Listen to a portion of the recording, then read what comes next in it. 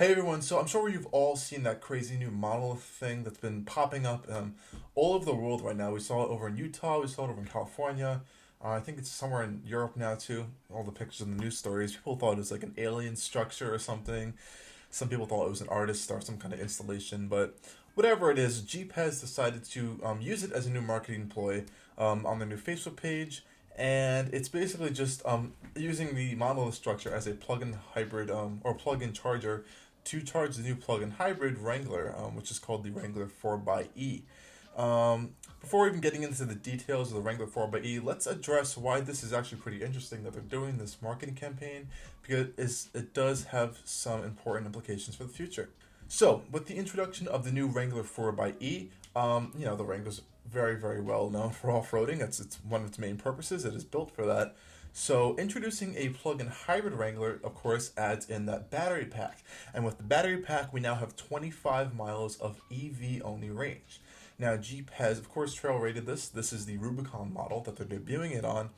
And they want people to be going off-roading using these hybrid powertrains. But you might think, okay, you're going on a trail, you're going off-road, you only have 25 miles of EV range. What happens when it runs out? Well, they have a solution for this, actually. So Jeep has been, or is going to be implementing a series of off-road chargers. So if you go over to FCA's media website, or it's even on some websites like here on Green Car Report, FCA is planning on opening a series of networks that are going to be plug-in hybrid chargers on trails. Now you may be thinking there's no electricity on trails, so how is it going to be powered? They're going to be using solar power to power them. They're expecting it to charge the battery in like 2 hours-ish, so it's a long time. So you could probably pump a little bit of battery juice into there if you plug it in off-road. And yeah, you can get a little bit more range for your EV-only mode on your Wrangler, which is kind of interesting. So this charger is going to be laid out apparently around popular trails in the U.S. and eventually around the world. And I think Rivian is going to end up doing this too as well with their adventure-focused R1T pickup truck and the R1S SUV. So this is really interesting, especially more for the Rivian aspect, because those are fully EV and they have a pretty decent range of over 300 to 400 miles of range. But, you may want to fill up a little bit every once in a then. And if you're in the middle of nowhere and you can't carry on gas canisters to fill it up, it's probably the only way to do it. So that is why they do have this marketing campaign, because it is kind of previewing what they're actually going to be doing on these trails very soon.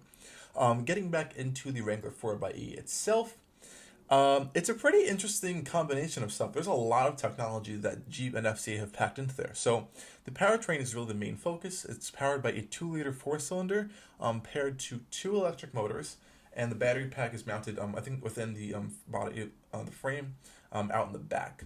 So this is going to be powering, again, these electric motors that I think are sandwiched in between the 8-speed gearbox and the 2-liter 4-cylinder. And again, it's providing you with 25 miles of EV-only range. But combined, you're getting around 375 horsepower, which is pretty impressive. And yeah, they say 50 miles per gallon equivalent. Now, this is the equivalent miles per gallon with the hybrid powertrain added in, which is pretty impressive, actually, for a Wrangler, which are not really known for getting the best gas mileage unless you opt for the diesel.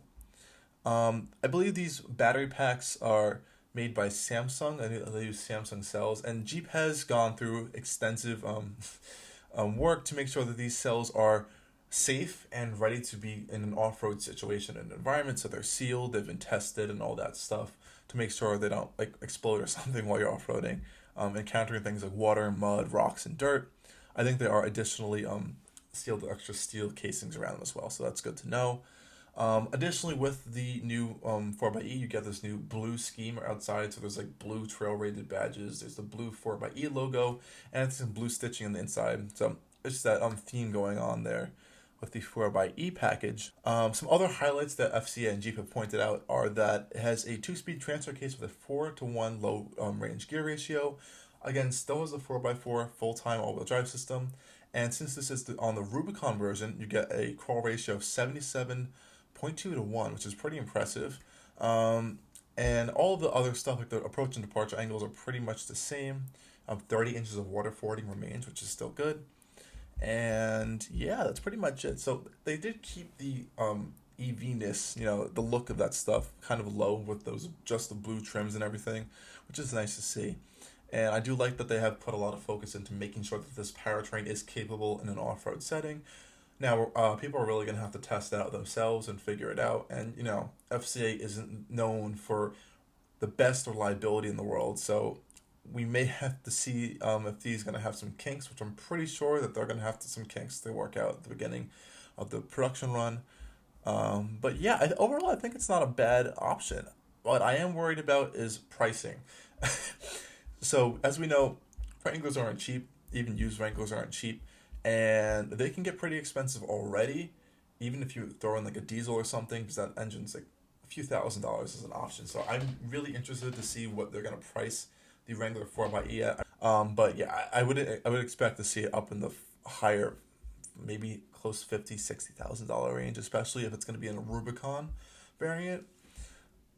That could be a deal breaker for a lot of people, but we'll have to see with that, and then we'll all have to wait to see it in the hands of reviewers and journalists to see how they can test it off road and stuff. So, yeah, this was just a quick little update video and talking about the new Wrangler 4xe and Jeep's journey into the electrification movement.